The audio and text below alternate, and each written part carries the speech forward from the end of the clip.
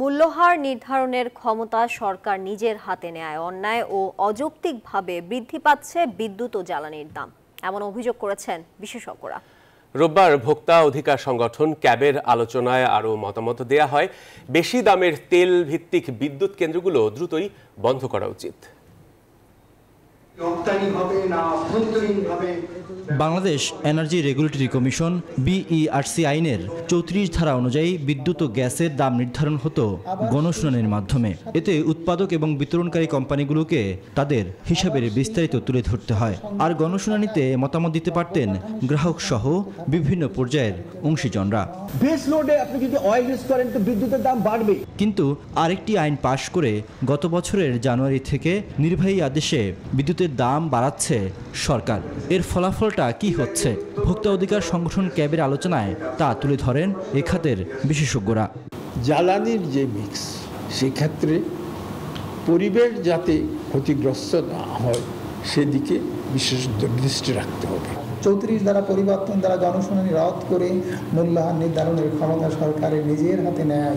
সরকার সরবরাহ ব্যয় এবং মূল্যহার উভয়ই অন্যায় অযৌক্তিকভাবে বৃদ্ধি পাচ্ছে।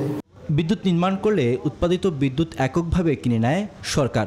না কিনলেও বিনিয়োগ গ্যারান্টির কারণে উৎপাদনকারীকে দিতে হয় বিশেষ চার্জ, যা ক্যাপাসিটি পেমেন্ট নামে পরিচিত।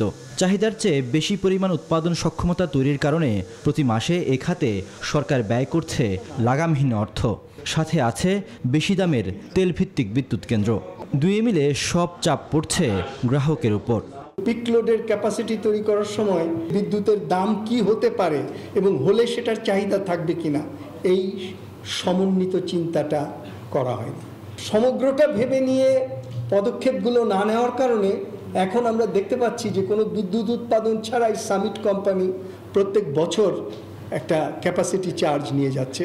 গ্যাসের দাম কখনোই এমন অবস্থায় যায় নাই যেটাতে আমার তেল ভিত্তিক বিদ্যুৎ কেন্দ্র ব্যবহার করার কোনো যুক্তি আছে। আমি যদি দামি গ্যাসও কিনি তাও তেল ভিত্তিক বিদ্যুৎ কম হবে। আমাদের কুইক রেন্টালের নামে যে লুটপাটের এটা অবিলম্বে বন্ধ করতে হবে। টেন্ডার ছাড়াই বিদ্যুৎ ও জ্বালানি খাতের কেনাকাটা এবং কেন্দ্র নির্মাণে বিশেষ আইনটি বাতিলেরও দাবি করা হয় নাগরিক সংলাপে। আপনি ইনডেমনিটি অর্ডিন্যান্সটা পার্লামেন্টে বাতিল করছেন কিনা? রিয়াদ সুমন, নিউজ 24, ঢাকা।